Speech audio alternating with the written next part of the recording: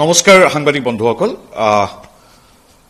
আপোনালোকে ইতিমধ্যেই আপোনালোকৰ সন্মানীয় সংবাদ মাধ্যমত প্ৰকাশ কৰিছিল যে আসিয়ান বৈদেশিক মন্ত্ৰীৰ যি সন্মিলন আছিল ফৰেন মিনিষ্টাৰ সামিটত য'ত ২৭খন দেশে অংশগ্ৰহণ কৰিছিল কুৱালালামপুৰত অনুষ্ঠিত এই সভাত ভাৰতীয় দলক নেতৃত্ব দি আমি অংশগ্ৰহণ কৰিছিলোঁ কেইবাখনো তাৰ বৈঠকত আৰু মূল সভাসমূহত আমি দেশৰ হৈ আমাৰ মন্তব্য তাত প্ৰদান কৰিছিলোঁ এই সফল বৈঠকৰ পিছত দুদিন অসমত কটাই এতিয়া আজি বিয়লি পুনৰ আমি দক্ষিণ আফ্ৰিকালৈ ৰাওনা হ'ম দক্ষিণ আফ্ৰিকাত বিকাশ দপ্তৰৰ মন্ত্ৰীসকলৰ এক বৈঠক হ'ব G20 ডেভেলপমেণ্ট মিনিষ্টাৰ্ছ সামিট G20ৰ এই বিশেষ আৰু অতি গুৰুত্বপূৰ্ণ সভাখনত ভাৰতীয় দলক নেতৃত্ব প্ৰদান কৰি আমি তাত অংশগ্ৰহণ কৰাৰ সৌভাগ্য হৈছে আৰু ইয়াত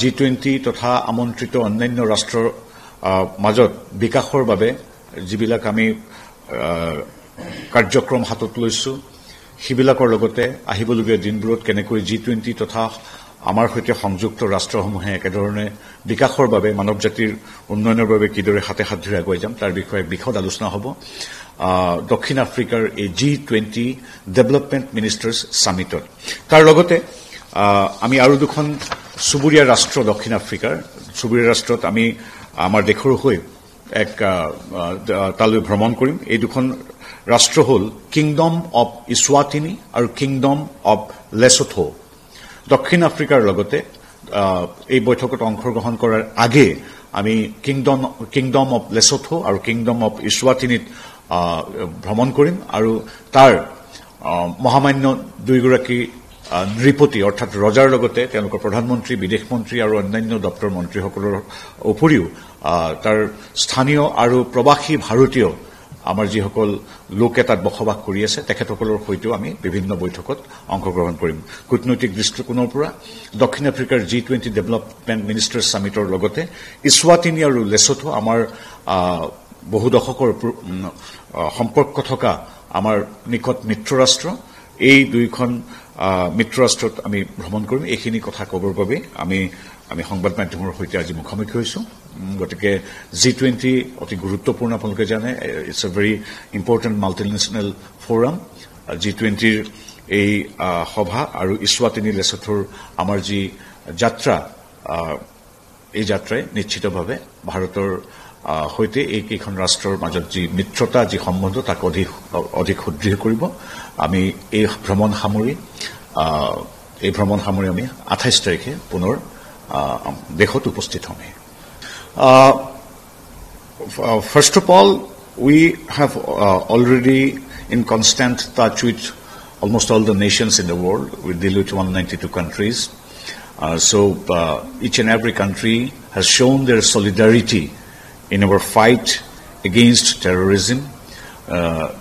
যদি কেতিয়াবা প্ৰয়োজন হয় মূল বিষয়বস্তুৰ সমান্তৰালভাৱে তেনেধৰণৰ কথা যেতিয়া আহে আমি নিশ্চিতভাৱে ভাৰতৰ সুৰক্ষাৰ কথা আৰু যি টেৰৰিজম এই টেৰৰিজমৰ বিৰুদ্ধে আমি শক্তিশালী পদক্ষেপ লোৱাৰ কথা অৱধাৰিতভাৱে আহে কিন্তু ইয়াত মূল বিষয়টো হ'ব বিকাশ আৰু বিকাশৰ বিভিন্ন দিশ সম্পৰ্কে বিভিন্ন পৰ্যায়ত মন্ত্ৰী পৰ্যায়ত বিভিন্ন আমাৰ বিভাগৰ সন্মানীয় বিষয়াসকলৰ পৰ্যায়ত নিৰৱচ্ছিন্নভাৱে মাহৰ পিছত মাহ বিভিন্ন পৰ্যায়ত আমাৰ বৈঠক হৈ থাকে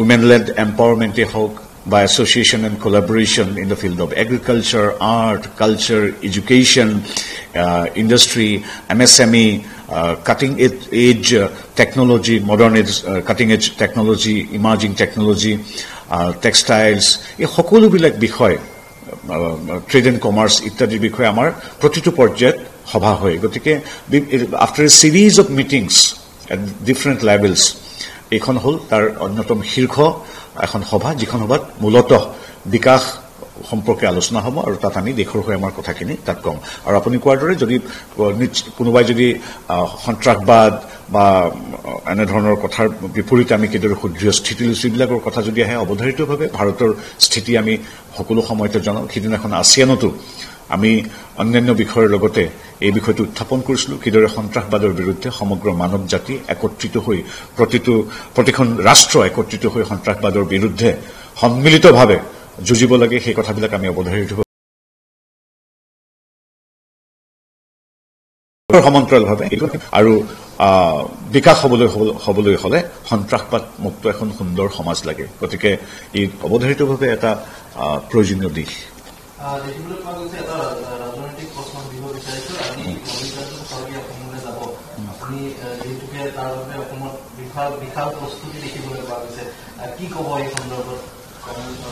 অতিথি দেৱ ভৱ অসমীয়া মানুহে ভাৰতৰ মানুহে অতিথিক সদায় দেৱতাক জ্ঞান কৰি আছে most welcome Mr. Honorable Leader of the Opposition and the President of AICC Mr. Mallikarjun Kharge is visiting Assam. I'm told just I came to know as in when you have said it. So definitely we do welcome Mallikarjun Kharge, but the thing is that what is the purpose of visit? If he is coming to Assam for darshan of Ma Kamakya or Ma Bagala or any other Satranamgarh, definitely we welcome him. If he visits our Manas or Kaziranga instance, we welcome him. But if he is coming to teach us lesson how to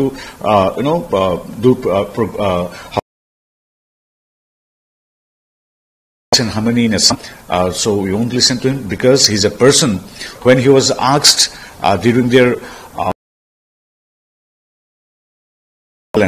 at the time he said that no ऐसा छोटा मोटा राज्य का defeat से कांग्रेस को कोई मायना नहीं पड़ता है. So he considers this our northeastern states to be very small. Lok Sabha, the importance is on the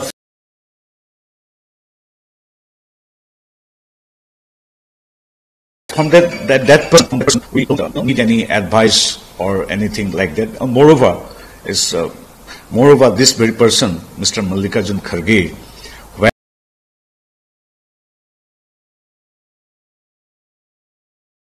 icon, but with high civilian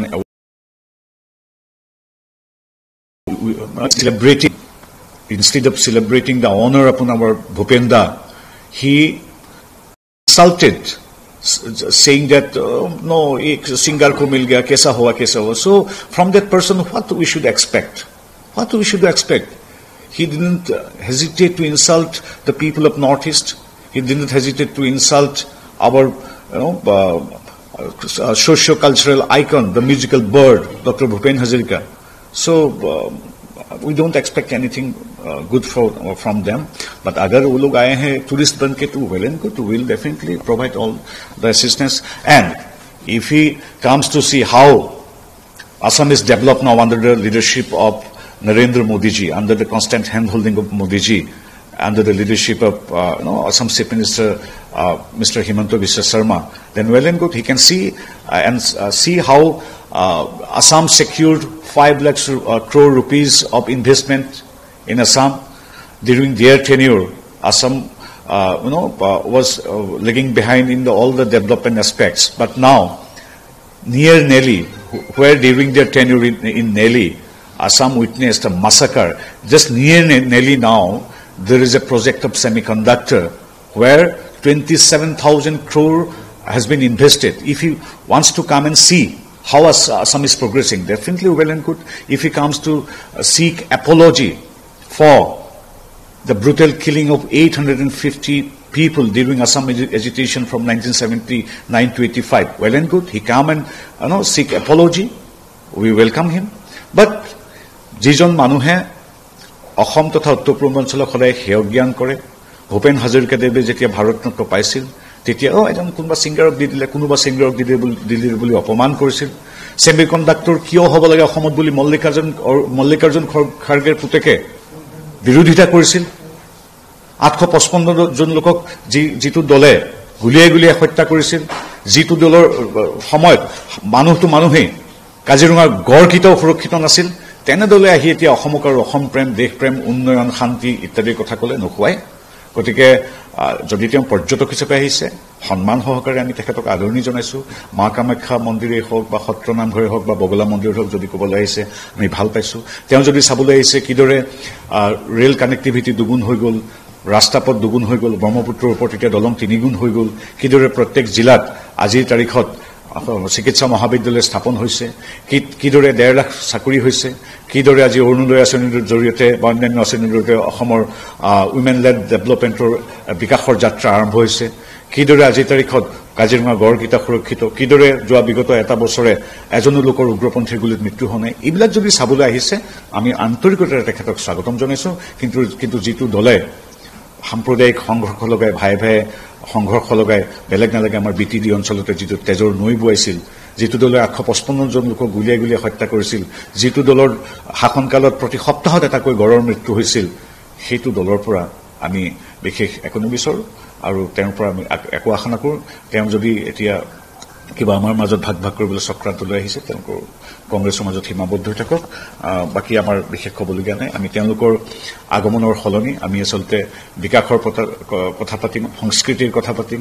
8 তাৰিখে প্ৰধানমন্ত্ৰী নৰেন্দ্ৰ মোদীদেৱৰ উপস্থিতিত ডক্টৰ ভূপেন হাজৰিকা সুধা কণ্ঠৰ শতবৰ্ষ উদযাপন হ'ব, সেইবিলাক কথা পাতিম।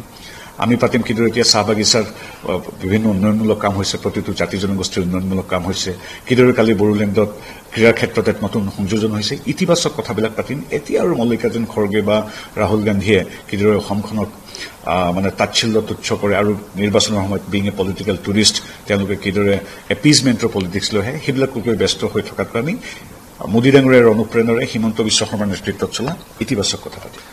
চাওক, পৰিৱৰ্তনটো হ'বই, পৰিৱৰ্তন এইটোৱে হ'ব। যিসকল কংগ্ৰেছে এতিয়া খিলঞ্জীয়া লোকো 2-এজনটো আছে গোটাচেৰে, যিসকল লোক কংগ্ৰেছত আছে সেই সকলো ভৱিষ্যতৰ দিনবিলাকত আমাৰ আঞ্চলিক দল তথা বিজেপিত যোগদান কৰিব। পৰিৱৰ্তন সেইটোৱে হ'ব। আৰু জনগণে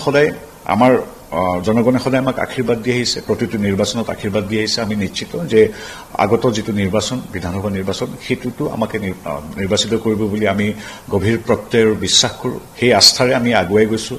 আমি পঞ্চায়ত নিৰ্বাচনতে দেখিলোঁ কিদৰে আমাক গাঁৱৰ প্ৰতিখন গাঁৱত আমাৰ প্ৰতি মৰম আৰু শুভেচ্ছা জনাইছে। গতিকে আমি ভাবোঁ এতিয়া আমি ইমানখন আসন জিকিম কোৱাটো যুগুত নহয়, কিন্তু অসমবাসীয়ে প্ৰতিটো এতিয়া ৰাভা হাছং নিৰ্বাচন সেইদিনাখন হৈ গ'ল, এতিয়া বড়োলেণ্ডৰ নিৰ্বাচন আছে। গতিকে এই জনগোষ্ঠীয় নিৰ্বাচনবিলাক, গাঁৱৰ নিৰ্বাচনত, আনকি চহৰৰ টাউন কমিটিৰ নিৰ্বাচনত প্ৰত্যেকতে আমাক যিহেতু শুভাশীষ শুভেচ্ছা আমাক দি আহিছে, আমি নিশ্চিত যে আমি জিকিম। আৰু কংগ্ৰেছৰ যিটো পৰিৱৰ্তন হয়, তেওঁলোকৰ পৰিৱৰ্তন নিজৰ ভিতৰত হ'ব। তেওঁলোকৰ হয়তো তেওঁলোকৰ কংগ্ৰেছৰ যি নেতৃবৃন্দ আছে তেওঁলোকে যে হয়তো তেওঁলোকৰ মনৰ পৰিৱৰ্তন কৰিব যে হয়, 1-2টা পৰিয়াল বা নিৰ্দিষ্ট ব্লু ব্লাডেড যিসকল প্ৰতিনিধি আছে মানে ডাইনেষ্টিক পলিটিক্সৰ, তেওঁলোকৰ প্ৰতি যিটো শৰণাগত হোৱাৰ যিটো প্ৰৱণতা, সেইটোৰ পৰা নিশ্চয় পৰিৱৰ্তন হৈ দেশ মাতৃৰ সেৱাত নিয়োজিত হ'ব কংগ্ৰেছৰ মানুহ। সেই পৰিৱৰ্তনৰ আমিও আশা কৰিছোঁ। হয়, পৰিৱৰ্তন হ'ব। কংগ্ৰেছত থকা যিসকল অসমীয়া লোক আছে, খিলঞ্জীয়া লোক আছে, মই ভাবোঁ তেওঁলোকৰ মনৰ পৰিৱৰ্তন হ'ব। বিকশিত অসমৰ বাবে ডক্টৰ হিমন্ত বিশ্ব শৰ্মা, বিকশিত ভাৰতৰ বাবে নৰেন্দ্ৰ মোদীদেৱৰ যি বিকাশ যাত্ৰা, সেই বিকাশ যাত্ৰাত কংগ্ৰেছৰ মানুহখিনিও সংযোজিত হ'ব। মই ভাবোঁ পৰিৱৰ্তন ইতিবাচক ৰূপে হ'ব। মানে সেইটোতে ইতিমধ্যে আমাৰ সন্মানীয় গৃহমন্ত্ৰী ডাঙৰীয়াক এটা সাক্ষাৎকাৰত আপোনাৰ কাকততে পাইছোঁ। গতিকে আমাৰ নেতা নৰেন্দ্ৰ মোদীদেৱ নাড্ডা ডাঙৰীয়া, হিমন্ত বিশ্ব শৰ্মা, দিলীপ শইকীয়া ডাঙৰীয়া, হিমন্ত বিশ্ব শৰ্মা ডাঙৰীয়া, তেখেতসকলৰ নেতৃত্বতে আমি আগুৱাই যাম। So actually that those neighboring countries not under my responsibility, so I have to take the proper information, then I can tell you. Thank you. এইখিনি দেশৰ লগত পোনপটীয়াকৈ মোৰ মন্ত্ৰী হিচাপে মই এইখন দেশ নাচাওঁ, গতিকে মোৰ ক'বলৈ অলপ দিগদাৰ।